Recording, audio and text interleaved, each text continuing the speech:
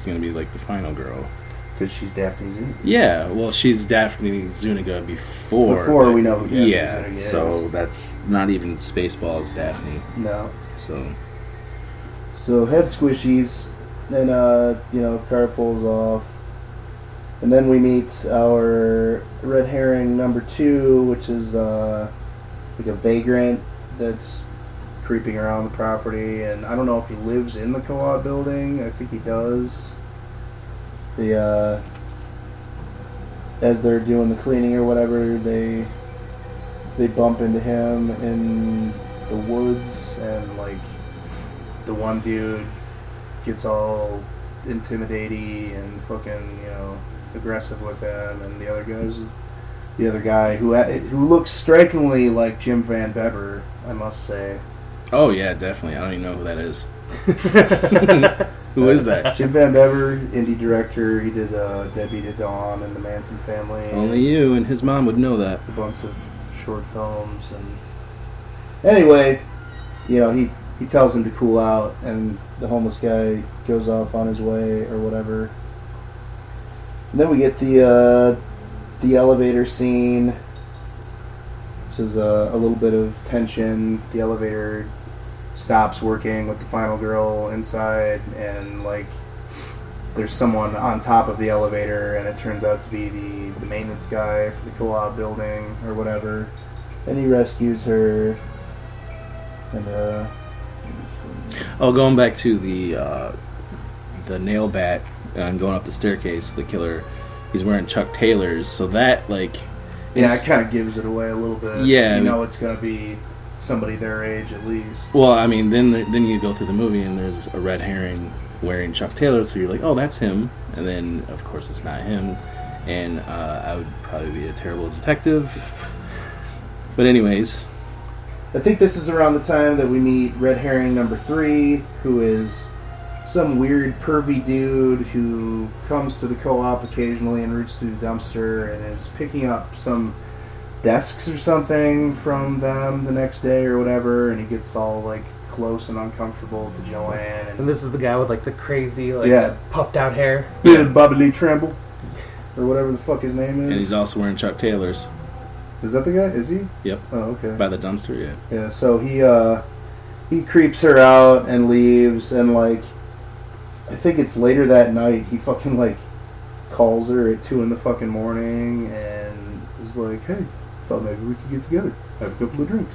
Mm-hmm. It's funny because he gets up out of bed with his girlfriend and goes into the kitchen to make the call, and she's all like, what are you doing?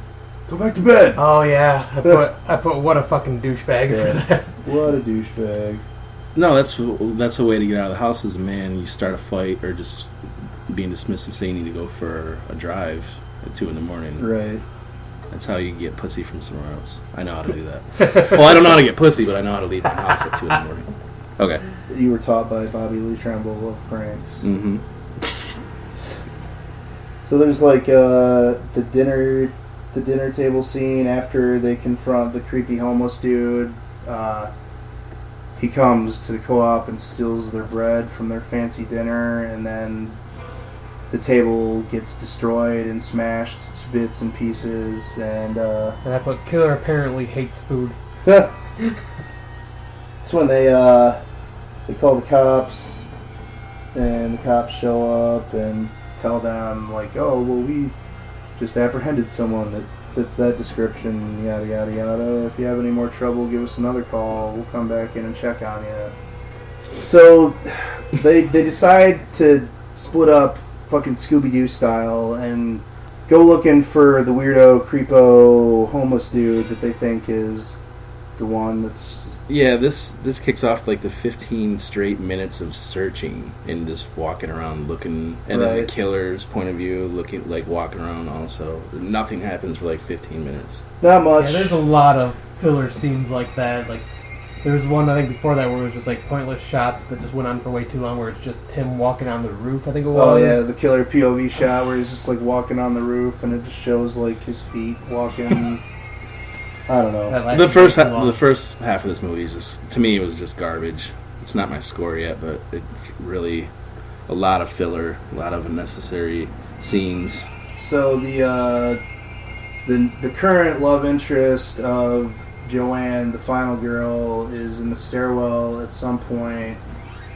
I missed the drill kill. Yeah, I was just about to say, wasn't there a drill kill? Yeah, the drill kill. The handyman is in the bathroom, like, washing up his face, and the killer sneaks up on him and uses the drill that's gone missing, which I forgot to mention earlier because, whatever.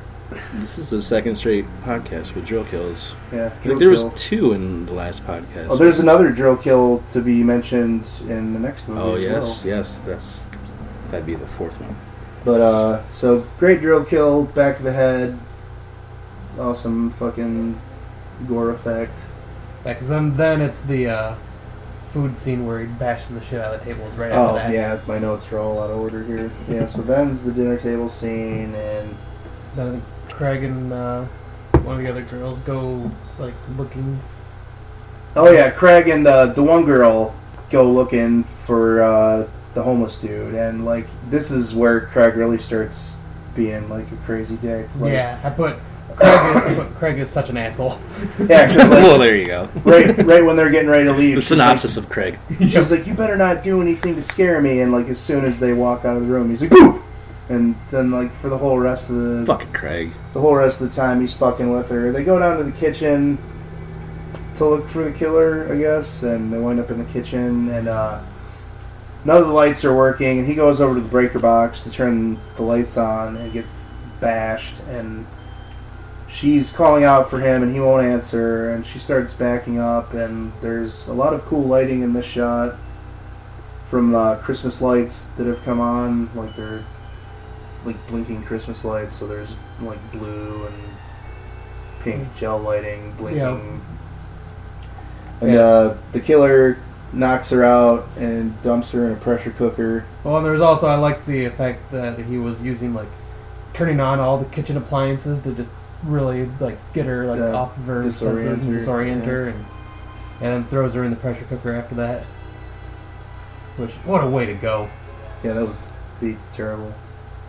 Who gets boiled? Was it her? Yeah, she gets boiled in the pressure cooker. I mean, but he like gently, like she's knocked out. He gently like puts her in. She doesn't wake up from the boiling water. Well, she starts to wake up because her hand comes out of the thing, and then he slams the lid on it. The first initial shock of boiling water in your body would probably Well, wake I you was up. wondering if the water was already boiling. I can't remember, but like maybe because there's always that theory of you could put a frog in water and then turn the temperature up and it starts boiling. Oh yeah, it it adjusts.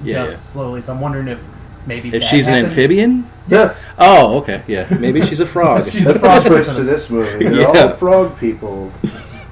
It's Hell I Comes wonder- to Frogtown, Part 3. Oh God. It's shortly after that we get the machete attack in the stairwell on the dude that looks like Jim Van Bever.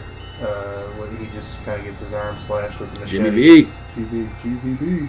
Van Bever, you'd like Van Bever's movie. Probably. I like his last name already. He's a fucking dipshit now, though. He's like a Trump supporter and a crazy fucking conservative, and he's lost his goddamn mind. So Craig goes back and finds the final girl and is like, I got bashed and I can't find what's-her-fuck and what's-his-name is gone too and we gotta get out of here. They try to escape, but then they bump into the homeless guy who starts stalking them and trying to, assumingly trying to attack them. Turns out he's just trying to help Yeah, in the most aggressive way possible. Yeah, there's we get the aftermath gore of the machete stairwell kill in this scene when the homeless, the vagrant dude is chasing Joanne around. She barricades herself in some room, and that's where Jim Van Bever lookalike dude is all hacked to pieces, and like his arm is off, and his chest is open, his throat is cut, and he's for some reason he's already goddamn blue, like he's been dead for fucking days, but.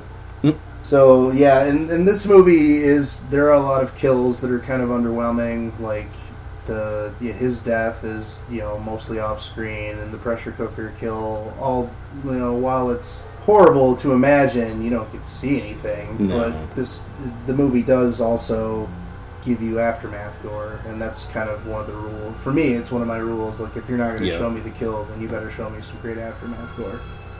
Craig and Joanne are reunited. They fight off the vagrant dude. Joanne winds up bashing him in the back of the head with the spiked bat and killing him. And spoiler, this is where we get the reveal of the actual killer. It's been Craig the whole time! Yeah, but I put Craig is goddamn crazy. Craig is a dick. Wait, he was an asshole first, right? Or, yep, and then once I get this reveal, I'm like, okay, this fucker is just goddamn crazy. Okay. Craig is crazy. And that's when we get, like, some decent cat and mouse. There's the kind of claustrophobic scene in the tunnel where she goes down and unscrews the light bulb and is, like, hiding out. And then he, like, runs off and goes after a flashlight. And that's when she backtracks a bit and finds, like, a ladder to the surface. But it was before the cat and mouse was the find the body scene, except it was kind of unique in that it was an I'm going to show you the bodies. Yeah, but he, like, takes her around and shows her instead of find the bodies, it's I'll show you the bodies. And we get to see Daphne Zuniga's popped head and the girl who'd been boiled, and get to see just how crazy Craig actually is. And then there's the cat and mouse, and she finds a body when she's trying to escape up that ladder, is where the handyman who's been drill killed, his body has been stashed. So she tries to climb that ladder, but, like, the grate at the top is locked, and Craig corners her in that room, but then the fucking Bobby Lee Tremble douchebag shows up because he's trying to get some strange from her or whatever. And, like, he hears her screaming and comes to her rescue and makes his way into the building. And him and Craig have, like, they live fight choreography. It's like a fucking pretty good battle. It's a decent little fight. Him and Craig have a good fight, which is after the fight that Craig had with the homeless guy. I assumed he was a giant pussy because that homeless guy beat the shit out of him. Yeah. So, but, you know, the homeless guy was kind of biggish, and Craig was just warming up too. A little crazy too, and you know. I'm saying maybe he was playing that off as getting his ass kicked too to get her to help him. Yeah, could have been. And so Craig winds up on his back with Bobby Lee's knife at his head, and the cops burst in. Coolest scene in the movie for me right here. Well, before the fight with that guy, Craig knocks out Joanne, so she's knocked out. She's rendered unconscious, and the cops show up, and he's like, you know, Craig's playing it off like Bobby Lee has been the killer the whole time. He says, you know, help me get this guy away from me. It's about time you guys showed up. He killed all my friends. And then, you know, he goads Bobby Lee into jumping toward him by going for his knife. And what does he say? Like, he says, "You're a dead man." You're a dead man. Because he knows if he makes one wrong move, the cops are going to shoot him. Blast him. And that's what happens. Blammo. Then the cops decide that they're going to go, whatever, fucking do whatever, look for whatever, and they leave Craig alone. He scoops up Joanne's unconscious body and takes her back to the incinerator, dumps her in, and it's totally unexpected. And what other slasher movie dispatches of the final girl like that? Nope. You know? Yeah. And then he gets away scot-free. Yeah, gets away with it scot-free. It's I've always kind of wondered if that movie Intruder had kind of aped this one a little bit in that regard, because the endings are very similar. After he dumps her in the incinerator, we pan up to the street where the cops are, and, like, smoke starts rolling out of the smokestack of the incinerator, and the cops are having their cliche, typical wrap-up. Oh my God, it was a bloodbath. Blah, blah, blah, blah. And they start talking about how the smoke from the incinerator stinks. And Forgot about They'd be that. burning flesh. yeah, it doesn't matter. They're going to tear this place down anyway. Yeah, I know you have your complaints about this one. Let's just go to score time, I guess. I'll go first again. I'll probably fucking be mad. No, I'm not going to be mad about this one if you guys outscore me. But this is the first horror movie I can honestly say that it's completely redeemed into being kind of a cult classic. I mean, if I knew about this movie before, I'd probably be raving about it. But the first half is just fucking terrible. Nothing really happening. Even the things that do happen are underwhelming. But it's just saved completely, like, 180'd the second half of the film